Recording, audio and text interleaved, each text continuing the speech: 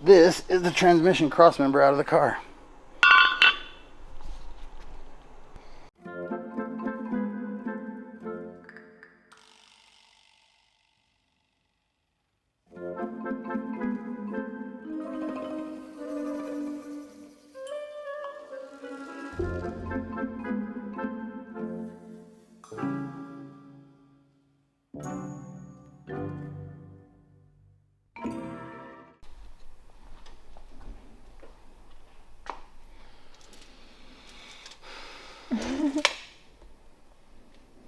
Lay down.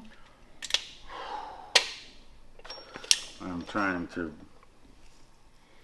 find what's straight on a crooked car. What I mean is that this thing has literally kicked my butt. If you can't tell from all the scars and stuff on my head and my face and the bumps laying underneath this car, trying to find out what's straight and what isn't. Whew, man. You know, I really like doing stuff in-house.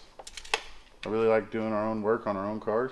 And, you know, I like knowing that we did it and knowing it's right and knowing if it's wrong, it's because we did it wrong or whatever. But sometimes you can't see the forest for the trees. You know what I mean? Sometimes you're just frustrated with a car. The story of my life. So basically, this is the only time in my life that I've ever regretted dropping out of school in 8th grade. All those teachers said, one day you're going to need to use this at your job. Brr, brr, brr, brr. And I said, I'm going to be a race car driver. Yeah. Or a football player. I'm never going to have to learn how to use math. What? Well, I mean, the race car driver part might not need it, but the chassis. Well, okay, department. yeah. If I was a rich race car driver, I wouldn't need to know math. Yeah. But being a race car driver that does our own work, so an attempt to explain what we got going on here, okay? And this may come in handy for anybody else out there that's deciding to do their own work, because, you know, sometimes you think, oh man, I can put a motor plate in this car, I can put a mid plate in this car, I can align the rear end in this car, I can, you know, set this car up to go down the track straight, and you might end up where we're at. So,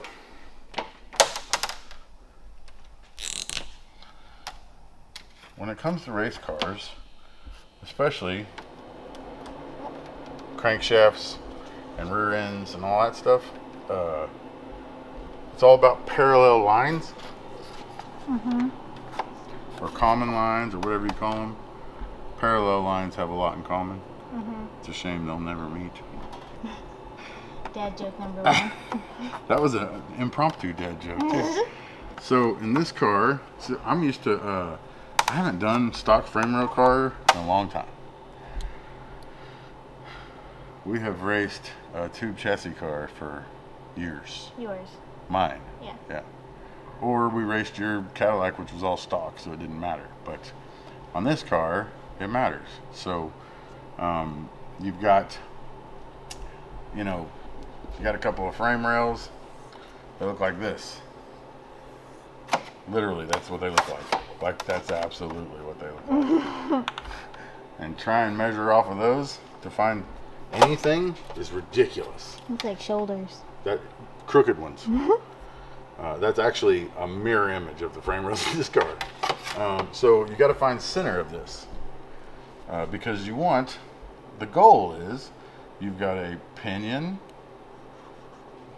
you know, that your rear end is attached to, and then you have a crankshaft, and the goal is you want your crankshaft of your engine, this is looking from above the car, the goal is you want your crankshaft of your engine and your pinion to be directly in line this way, and then you also want them to be directly in line from the side. So it's a lot of measuring, and when you have frame rails that look like this, where do you measure for center? when there's no good place to measure. And so we ended up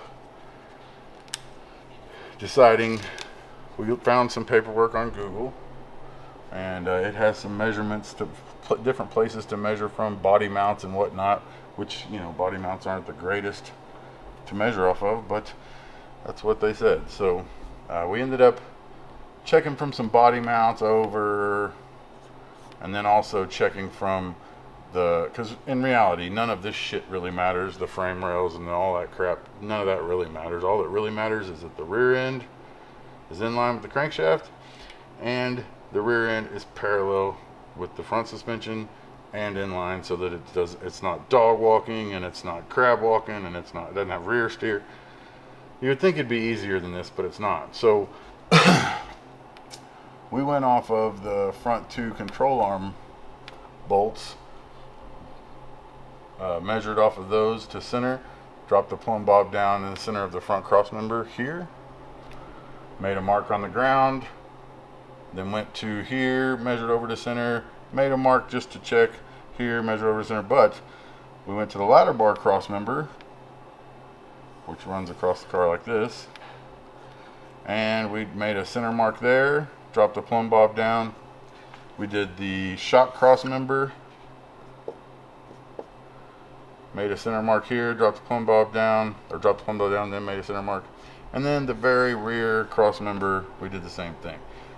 Luckily, when I drug a string line from here all the way to here, luckily all those points were in line, except for this little guy. So we didn't use it. But she's tired of it. But luckily, because that was the body mount one, which I'm not sure about. But luckily, all the other ones lined up. So that's center of the chassis. Mm-hmm. And I'll show you all of that under the car in a second. But this is just the theory here. So that's center of the chassis. But what you have to do is you need to make sure. So this is your rear end.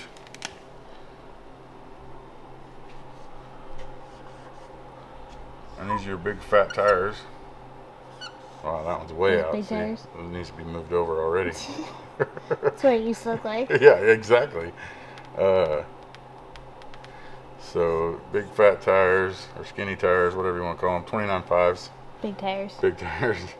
And so what you got to do is you have to make sure that center line, if you're going to put the crankshaft on center, then the pinion has to be on center, blah, blah, blah. But in our case, this is a GM rear end out of a GM car. So it has a pinion offset built into it. Whatever car that rear end was in factory, because this car had independent rear. So I don't know what rear end or what car that rear end came out of, but whatever car that rear end came out of had a 1/2 inch offset from the factory. So they put their pinion here a 1/2 inch over, and their crankshaft was moved over a 1/2 inch. And that's to give the driver more leg room. There's a whole bunch of different reasons they supposedly do that shit, but in our case, the pinion was 1/2 inch over. The ladder bar brackets were an 1/8 inch over, but the crankshaft was 1.5 inches over. So we had a drive shaft that ran like this in the car. Yeah, which it is. That's not really what you want. Is that where your bearing problems came from? I believe that is where the bearing problems came from. So it's a little over dramatized here, but you get the picture. This vid is brought to you by Manscaped.com, the global leader in men's grooming tools and hygiene solutions. Manscaped.com has designed a special package for all you hot rod heroes out there that you can order straight from the dealer with unmatched out-of-the-box performance. Hit the sheets running smooth with this all-inclusive, specifically designed kit built to transform you into the modern man using the latest tools in men's grooming products, including the highly sought-after Lawnmower 4.0. It has a 7,000 RPM redline from this quiet stroke big block muscle carver, 4,000 LED headlight for hitting the twisties after dark, and it will go 90 minutes at wide open throttle on a full tank. And when it's time to fill her up, you just throw it down on the dock and it transfers electromagnetic inductive energy to the lightweight lithium battery wirelessly. Yeah, no shit. This little handheld hot rod comes in any color you want, as long as it's black. Next up is the Weed Whacker. This is a high RPM, 360 degree two-rotor under the hood. It comes with a 9,000 RPM chip off the lot for this little ripper, and it's 7 ounces of stainless steel. It's light on its feet, but it packs a seriously smooth punch with its skin-safe technology. But enough about the hot rods. Now let's get to the good stuff. I know we're all kind of clueless when it comes to the additives and surface protectants, which is why we rarely give the old daily driver any more than a quick wash and rinse. And that's exactly why Manscaped has done the work for you. The Platinum Package is an easy-to-use collection of the highest quality shampoo and conditioner, body wash, and undercarriage wash, coating, an aluminum-free deodorant for that confident but classy chassis look and aroma, while also providing a barrier of protection unmatched right off the showroom floor. Order your Platinum Package and get 20% off plus free international shipping plus 2 free gifts at Manscaped with promo code STREETCAR20 at manscaped.com. We decided to fix this because we felt like this had something to do with our thrust bearing issues. So what they had done was they had moved the rear end over to try and compensate for this crooked ass drive shaft.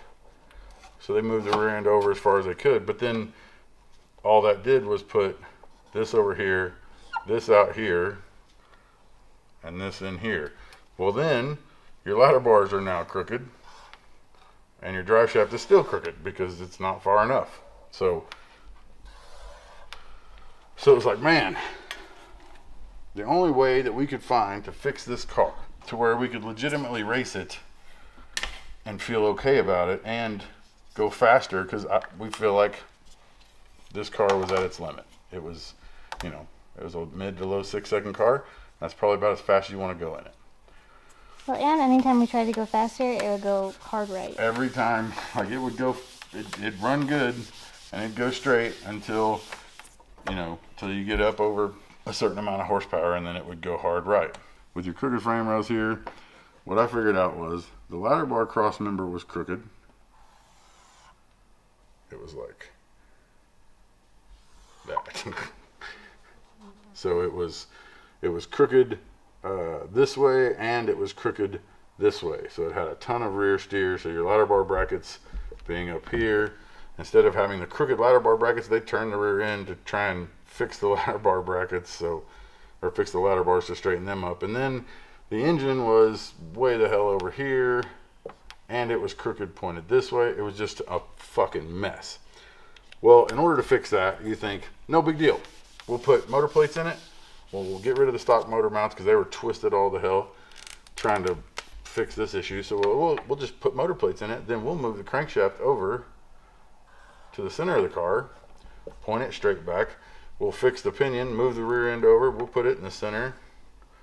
Boom. And then even if the ladder bar cross member is crooked, as long as the brackets are semi-straight, we can adjust the ladder bars to make up that difference. So then the ladder bars end up being straight, and the pinion is straight, and the crankshaft is straight, and then the rear end is straight.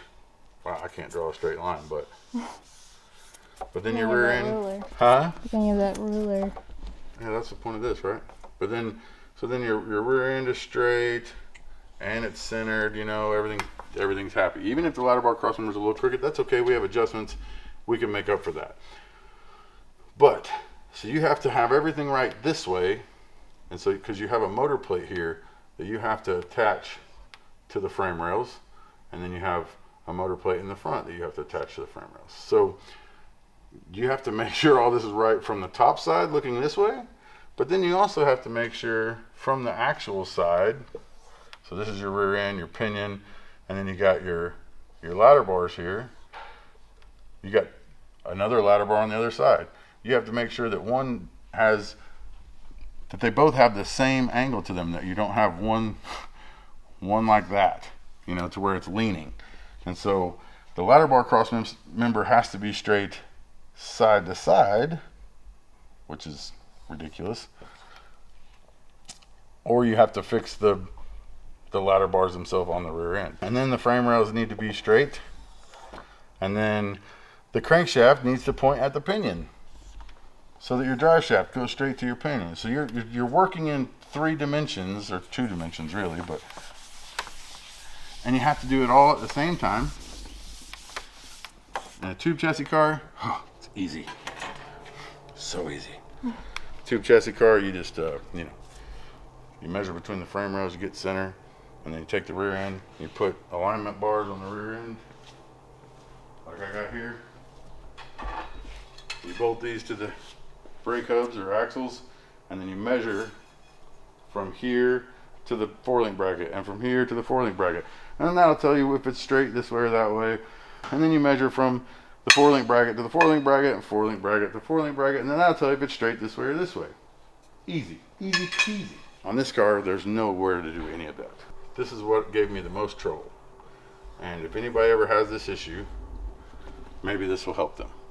If not, maybe a total waste of time. Once we found our center line down through the car on 2 or 3 different points, we drug a string all the way down through all those points. That's our center line on the floor. We've got our center line. So as long as the car is level on the jack stands, then that center line is perfect to the chassis, and we can measure off of it this way, whatever we want to do. The problem is, you can have a rear end that is straight in the car this way, but turned this way, and it will measure wrong if you measure from there to there. It will look like, oh, the rear end is over 1/8 of an inch or over 1/4 of an inch, so you move it over. But that, now these measurements are right, but that doesn't fix it. It's still pointed off. To find the actual pinion offset is what we wanted to do, the pinion off-center measurement. You have to come up with a perpendicular line underneath the car. An imaginary perpendicular 90-degree line to the center line, and then that way you can measure this way to the rear end. And you can measure this way to the rear end. And when all those measurements are the same, it's perfect. But how do you come up with a perpendicular line? And I bet there's some math teacher right now that's like, ha! Ha ha ha! I told you. I went through the Jerry Bickle book, which is what I usually use for everything, and it wasn't in there. Probably because he don't fuck with this kind of stuff. No, he doesn't. You're right. Because he does tube chassis. Well, because he has a chassis Race table. cars. Yeah, he has race cars and he has a chassis table. If you have a chassis table, none of this even matters, because on your chassis table, you have center, and you center the car, and you build this shit to the center.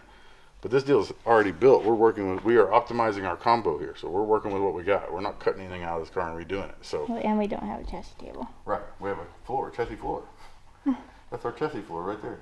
Our chassis cat. She's trying to get a spider. So I was going through my books that I've collected over the years, and I found this one.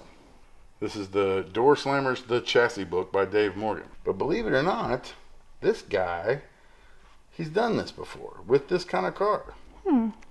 So what I found was Chapter 5, Rear Suspension, Rear Housing Alignment.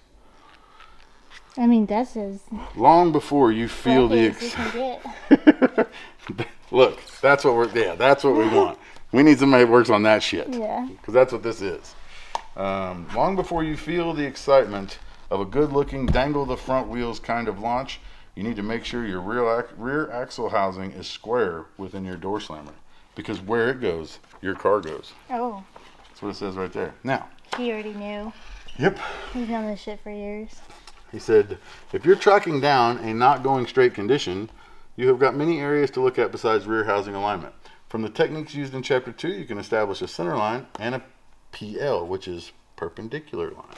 So if you can see these pictures, I don't know if you can, but if you can see these pictures here, he's dealing with what I'm dealing with. Exactly. So, but what he did was he went to his center line and he made an arc. And where the arc crosses on each side is your perpendicular line. You can draw a line right through it. Chapter 2, chassis structure. It's like nighttime reading for men, you know, bedtime stories. Well, most men are smart enough to take their car to the chassis shop and have all this done. But me, I like to learn about my shit, and I like to figure it out myself, and that's why we are in the shop, and other people are out racing crooked cars that don't go straight. So what he describes is, here is a simple and reliable technique to establish a perpendicular reference. First, lay out a chassis center line directly under the first center line, tape it to the floor, then tie a piece of string to your pin so you have a compass to draw an arc. Start anywhere along the center line and draw an arc across the center line. Draw another opposing arc, making certain the two arcs cross at both ends. So what he's saying is, you make a dot here and do either a piece of string or I did a piece of TIG rod. And so you start here, and your piece of TIG rod has a scratch all on it, or a scribe or whatever, and you put it right on the center line. The other side has a marker on it, and you draw an arc. And then you come over here to another place in the floor, like let's say you go to this center line, and you do the same thing, and you draw an arc. Where those two arcs cross, you do it on both sides. Where the arcs cross, if you make a string line across there, that is your perpendicular line. It will give you the right angle that you need. So chassis center line, perpendicular line, and then you can measure. You can measure from this line through those 2 points. You can measure to the rear end this way, you can measure to the front that way. And you can make everybody around you think that you're fucking nuts when they see what you've drawn on the floor. It looks like the poster that's always in a chiropractor office. Do you know what I'm talking about? No, I don't. I've never been to a chiropractor. Oh. I have no idea what it's called, but you can Google it. Someone will let me know in the comments. Scribe on one end, a marker on the other end, and I did it in a few different places just so I could double check myself. I did it once wrong with black ink, and then I went back and did it in red the right way. So if you stretch a string across from this arc here, from right there to the other side where the same intersect is, and you draw a string across, or drag a string across there, you can measure back to the rear end, and that will tell you if it's straight this way. Then you can measure to the center of the car, and that will tell you if it's straight this way. Or you could even go straight across to the center. It's magic. Now, I do remember years and years ago, I read on Yellow Bullet, Seattle Mike had posted something just like this, and I thought, that's the craziest thing I've ever heard of. Who the fuck would think of that? So I don't know who came up with it first, but that guy came up with it a long time ago for sure. Yeah, you can judge it by his mustache in those pictures. So I've also seen other guys talk about this stuff on YouTube before, but I've never seen anybody actually use it and do it correctly. So, for what it's worth anyway. So my center line, we did, then, let me see the camera. Try to hold it by the ball and think he's getting hot in my hand. Okay. So my center line is the orange string, or was the center line was 5/8 of an inch over, but the pinion is that plumb bob there. So even with the measurement to the plumb bobs on either axle, the pinion was 5/8 of an inch over. So the actual pinion on the rear end is 1/2 inch over. The ladder bar brackets were installed an 1/8 inch offset for some reason, which gives us a pinion center when the rear end is square and aligned in the car, gives us a pinion center of 5/8 of an inch to the passenger side. So we can either correct that by building a completely new rear end and moving the center of the pinion over 5/8 of an inch, or we can install the crankshaft 5/8 of an inch to the passenger side of the car, which is what we're doing. because optimizing our combo and not cutting all this stuff out and redoing it, that's where we're going to end up. So as you can see, we have these two things that Tuan got from Harbor Freight, and then we have our mid plate mocked up on the motor, and I've got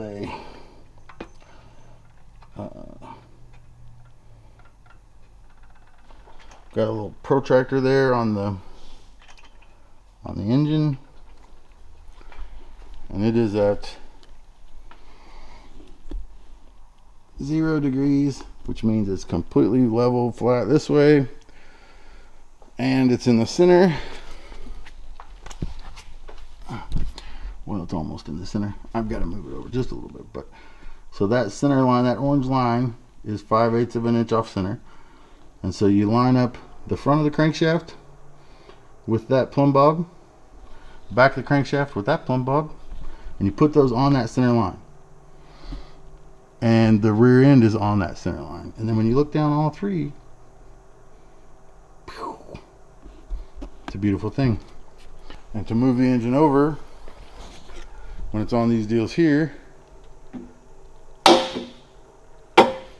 you can just move it over a little bit at a time, and then you come back, make sure it's still 0. Why is it not focusing? Well, it's 0. How about that? I don't know if you can see it, but there it is. Yeah, 0.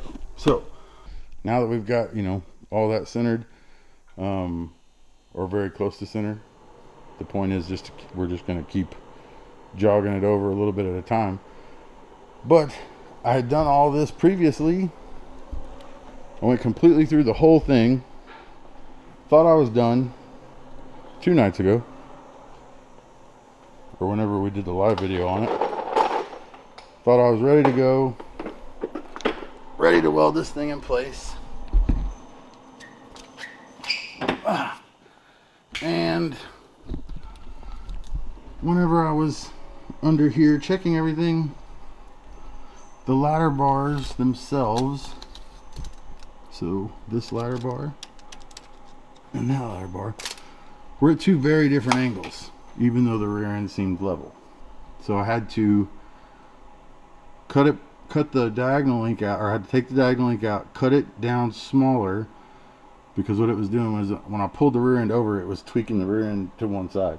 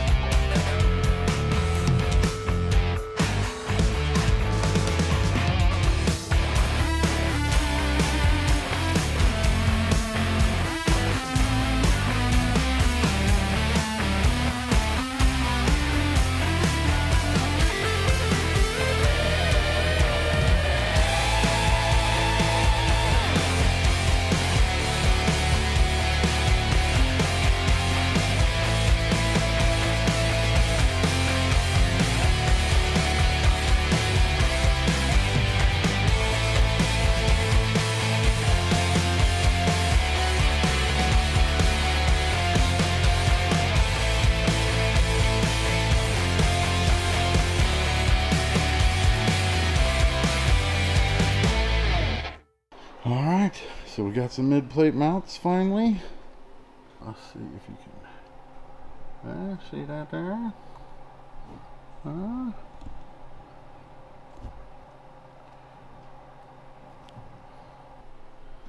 And there's our second one. There it is. You can see the mid plate coming off the engine there. And then there's the mid plate mount. I think we're going to put a gusset. Twan was talking about back to the frame from the mid plate mount back on both sides. But we are in there like swimwear.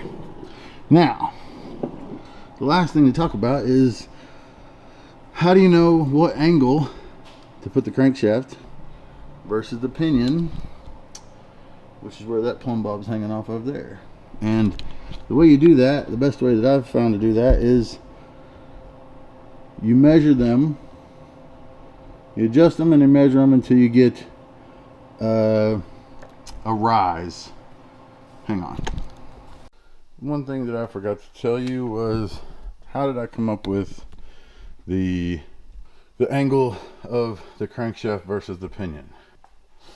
You have a crankshaft here, you have a pinion here, and those two need to line up perfectly so that your transition lines up with the pinion perfectly, and then your drive shaft is the right angle. And the best way that I've come up to do that without having those things in the car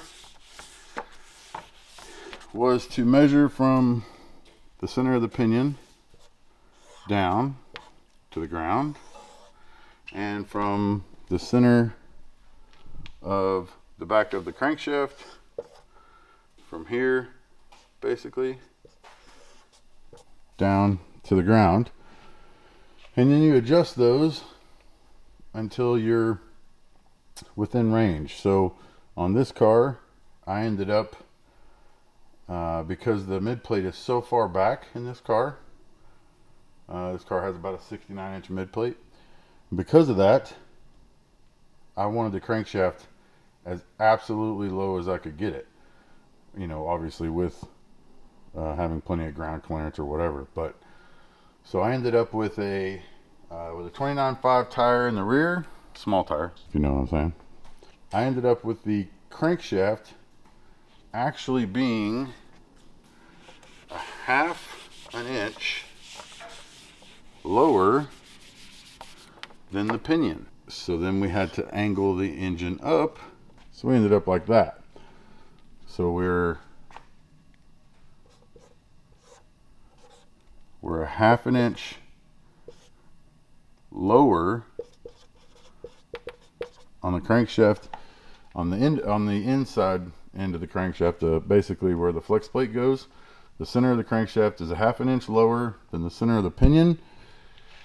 And there's a website online that you can go to. This elevation over grade or tangents and blah blah blah blah blah, a bunch of math that I don't know how to do because I didn't make it past the 8th grade. But if you type in the distance this way from the pinion to the crankshaft, and you type in the rise, which is the difference between these two measurements, so it was about 60 inches here to here, and it was a half an inch difference in height, and it said over 60 inches a half an inch rise is a half a degree, or 0.48 degrees. I put the crankshaft half a degree up, pinion half a degree down, and a half inch difference between the two, and it is dead on balls accurate. So now from the crankshaft to the pinion is dead on.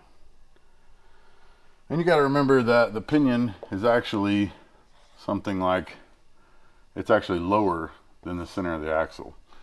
So that'll, for those of you that know what the center of the axle is with a 29.5 tire, you kind of you'll be able to decipher what the crankshaft is in this car, or at least the back of it. And if you're really smart, you'll be able to just come up with this measurement here, which is critical. And that's it. And it took me honestly, it took me 3 nights to learn how to do all of this the right way. Even though I've done it before on tube chassis type cars and stuff like that, doing it on this car was hard. Doing it, so all you small tire guys with stock frame rail cars, if your car's right, congrats. Because stock frame rails, especially a stock frame rail back half car that nothing is back there that was factory and that somebody put in the garage somewhere, for those of you guys that have those cars and they're right, congrats. The rest of you guys, which is the majority, I'm betting that your cars are wrong. And that's okay. As long as you're happy with it, you're happy with it. But for those of us that have an issue with OCD and knowing that it's not right, this is how you do it the correct way, in my opinion. Till next time, we'll be working on, the next video will be the motor mounts and building the headers. So stay tuned. Well, bye.